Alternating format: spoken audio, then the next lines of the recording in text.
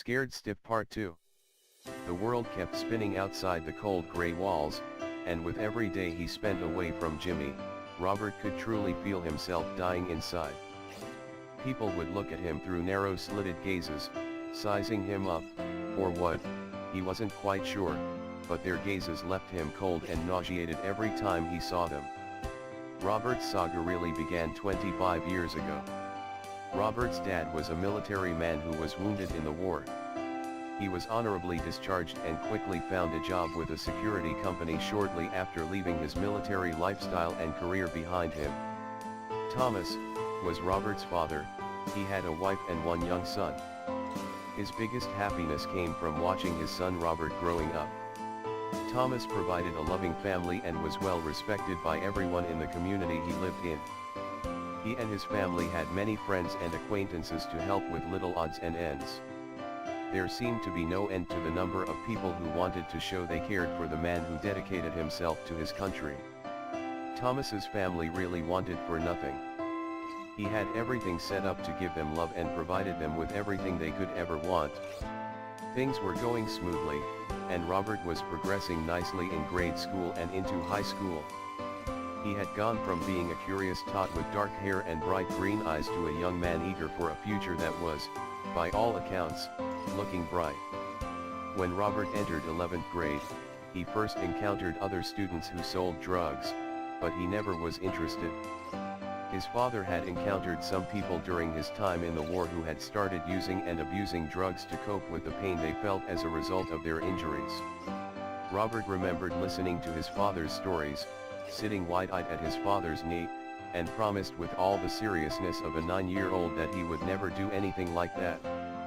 But the pull of wanting something more grips every teenager at some point, and Robert was no different. When some of his peers told him he could make good money, Robert found he was considering what they were telling him, in spite of his father's teachings. Robert was a teenager who was growing fast and wanted things that teenagers want, a car, stereo system, and many other goods that his friends had. Robert's father was not rich and could not afford to get his son a car and the other extras his son desired. It was only a matter of time that Robert became jealous of his friends. Robert knew he would have to work almost forever to get a car with his current job at the grocery store, that did not even include any insurance, and he knew that was going to be really expensive, given he was younger than 25 years old. As time went on, Robert grew impatient with not having the many things he saw his friends have, and it was getting to him daily.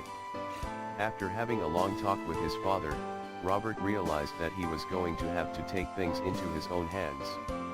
Thomas told his headstrong son there was no way he and his mother could afford to help him buy a car, as there was barely enough money left over at the end of every month to cover rent, groceries, and the few extras they actually needed. It took a lot of thinking, but Robert knew he had to do something he never thought he would do. The next day, it was with a heavy heart that Robert talked to a couple of kids who he knew dealt drugs. He found himself making a deal to sell for them and extend their customer base. Before he started making any sales, Robert found he was already counting the money he could make, and he was practically feeling the wad of cash in his pocket. When Thomas saw his son bring home a new stereo system, he figured his son got a new job after school. After all, a clerk in a grocery store didn't make much money, so he paid it no mind. But, when Robert drove home in a new Corvette some weeks later, he became convinced his son's new job was more sinister than a simple clerical job. Thomas was sure his son was now involved in something that may be illegal. He asked his son point blank if he was involved in something illegal. Though he could have and done so credibly, Robert didn't lie to his father. Thomas was heartbroken.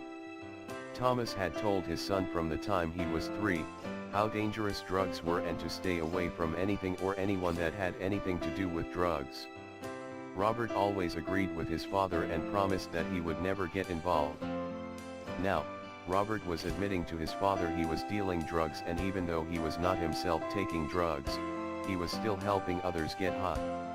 Thomas listened to what his son told him and remained firm in his teachings to his son. He laid it on the line.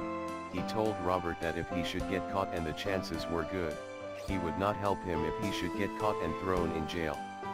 It was only a matter of time before Robert found a new customer and was making what he thought to be a big drug deal when he heard the sirens.